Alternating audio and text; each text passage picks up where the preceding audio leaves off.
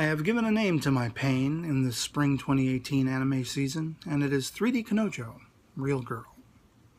Hey there, cats and kitties, I am the Blues Man, Johnny Blues, and with this video, I'm discussing my thoughts on episode 12 of the anime series 3D Kanojo, Real Girl, for all intents and purposes, the season finale episode of this particular series, and I just want to emphasize that. This was the season finale episode. It's something you wouldn't have garnered any estimation of to actually sit down and watch it without the foreknowledge that this particular series was supposed to round out to 12 episodes, and this just so happened to be episode 12. Nothing about it screamed out to me that this is where the story ends, at least for a time. And there's apparently plenty of material to give us an entire season 2, which at this point, I don't even know, frankly, if I would be on board for watching because of how frustrating the latter half of this particular series has been for me. And this episode singularly seems to encapsulate elements of that. With estimations, if this were any other anime, there are estimations in the story, little beats and asides, that you would almost consider to be setups for something to come later, for something to pay off later. And in this series, they're never referenced again. There is no payoff. There's no coming to fruition with these little asides and references, even down to this particular episode, where we have Ito sort of stalking Ayato and watching her from afar and getting caught doing so. There is a brief little aside reference to the cat that he has been feeding on school property, like after school every day or once a week, whatever it is. And, it's almost as though the cat recognizes his attentions are elsewhere. He hasn't brought the cat food. So later on, the cat disappears and he's sort of passively wondering where the cat went off to. And I thought this was going to be something setting up his characterization. He's already feeling sort of frustrated and downtrodden over the fact that he can't get up the courage to confront Ayato and confess to her and try to reveal his feelings, that kind of thing. He's already dejected to that point, mulling that over throughout the entirety of the episode. I thought it would be an interesting character aesthetic to then have this aside where he's guilt-ridden because he realizes his affections for and attentions toward Ayato led him to turn a blind eye to the cat, and now he has to find the cat to gain some semblance of happiness, of warmth, in the failing is being able to achieve that with another human being. At least he's got the cat. But never mind, the cat must have walked off somewhere, and we're going to just pass over and forget it. What was the point of the reference? I don't know. And this plays very much into the overhanging reference that goes back to the very earliest portions of this particular series, especially in the speculative conversation back and forth between myself and you guys in the comments in my coverage of this particular series, to do with Iroha's having gone to the hospital, the coinciding with that fact with the revelation that she's only going to be here for 6 months. And it was the speculation for a lot of us to say, well, is she sick? Is she dying? Is that why she's not going to be here? This is going to be sort of an unrequited love story, a sort of Romeo and Juliet thing where she passes away. And, it's heartbreaking. And, even if it is a little cliche, why put so much emphasis on the fact that she went to the hospital, that she had to see doctors, that Satsui saw her roving around town with her pseudo-doctor, if there wasn't something really deep and engrossing and meaningful to do with that? Well, it's never been picked up with again. And even to the point where, like, this episode, they sort of end the entirety of the series doubling down on the fact that the romance between Satsui and Iroha is meaningful. This is something that was put into a shadow of doubt because of her pseudo-brother, who was debuted at the end of the previous episode, which was like a table-flipping frustration for me, almost rant and rage level, that this character had to come out of nowhere. And then they doubled down on that in this episode by making him put, the hand to the wall and being like, well, we're not really blood-related. Like, oh, for F's sake, I was just incredulous at that revelation. Now we see why the brother Chika is so possessive of her. They grew up together per the dialogue, so I guess he feels that, she's kind of sort of his property, and then, That's why he goes to Setsui and says, unless you have a meaningful relationship with her, I want you to call it off. I don't want her to be with any other guy other than myself to begin with. But you call it off if it's not meaningful. And so, of course, we're banking on the fact that, Setsui has to find some estimation of validating the relationship as meaningful. So he gets a job as Bugs Bunny in a theme park. And I know the rabbit was blue, but come on, it was Bugs Bunny. And he has fun doing that. He's making money so he can get Iroha a ring. There was this really sweet moment in the classroom when he's exhausted and he's passed out at his desk, and Iroha comes calling, and she decides to, rest with him, and he wakes up, and there she is sleeping. And it was adorable. It was, beautiful. I loved that moment. He takes that moment to measure her, finger for the ring that he wants to get her. And it was really sweet in the end that he gave it to her while she was beginning to have doubts now that the brother revealed to her that he had told Setsui, break it off with my sister, even though they're not blood related, apparently. And so she was starting to have reservations, and she didn't want to be heartbroken and have Setsui break up with her. And so she was crying tears of joy, and it was really heartfelt and heartwarming to see the joy, the unprecedented joy in his giving her a ring, and they have a kiss and everything like that. And it was beautiful. And so, okay, kind of, sort of, it was a nice way to go out, I guess. But there are so many aspects to all of this that just don't add up and don't make sense. By the time this episode was over, I was plenty frustrated. I was like, that was it?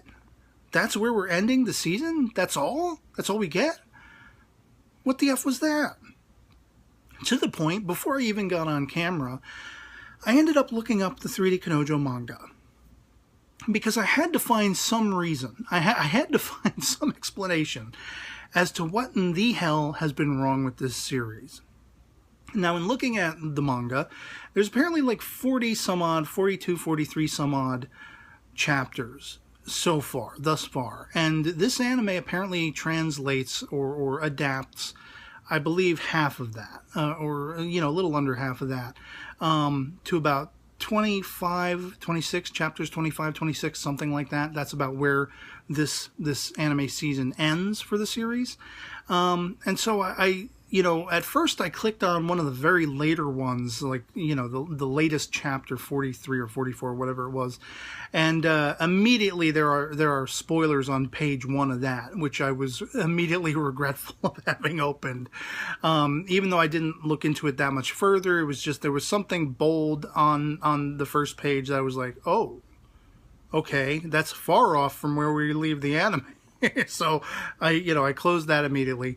I went back to the first chapter, and I see that the first chapter of the manga is pretty much almost word for word adapted in the first episode of the anime. And I enjoyed it very much reading, the first chapter. I read it in its entirety of the manga today, just after watching the finale episode. And I enjoyed it just as much as I had the very first episode of this particular anime series. It was the reason I was singularly bouncing off the walls and wanting to cover it, was because of how I was left feeling, how much I had enjoyed the end of the first episode. And that's all the first chapter of the manga. So I skipped ahead until I figured out, I pinpointed about where this series, the anime series ends, and that's 25 or 26, those chapters. And so looking at these particular chapters, I immediately begin to perceive what is off-putting about the anime. It's the reorganization and restructuring of a lot of the threads of the story. Different scenes, different chapters are being reorganized in the anime. And I think it's all done with the singular purpose of ending it, rounding it out with the 12th episode, with the emphasis on the meaningfulness of the romance between Setsui and Iroha. I think that it was exclusively why the anime ended the way it did, but as a result of which they had to reorganize a lot of different things to have all of those, first 25, 26 chapters translated, adapted to the anime. For example, the entirety of this episode sees Setsui having that job to make the money to get the ring for Iroha. All of this happens in the manga coinciding with the date that Ito and Aido go out on to the movies, as well as the picnic actually coming later. It comes after Tsutsui has given Iroha the ring in the manga. Whereas the picnic that, Tsutsui put together with Iroha, Ito, and Ayato to nudge Ito and Ayato together a little more, that came before he gave her the ring in the anime. And another thing I garnered was, the whole aspect that I've been harping on from the get-go, the idea that, Iroha had gone to the doctor, to the hospital or whatever. I don't think they ever plain-statedly referenced it as being an annual examination. In the manga, they do. So there's nothing about Iroha's health overhanging, apparently, in the manga. I'll have to read more of it to see for sure. But the estimation I get is that it was just an annual examination and nothing more.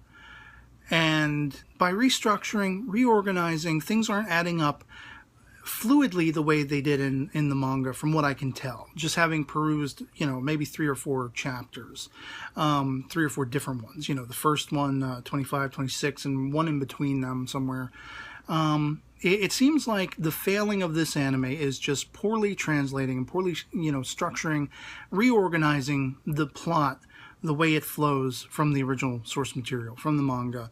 And that's why I said at the start of this video, there's apparently plenty of more material to be adapted for a second season with 40, 2 or 3 plus chapters, whatever it is. There's an entire, season 2 worth of stuff that they could do. And I frankly, with how frustrating it's been, with how disorganized it's been, the animation has been sorely lacking, and just the strangeness of the plot and all of the reorganization that is apparently, it's resultant of that fact that this is all over the place and has felt all over the place to me.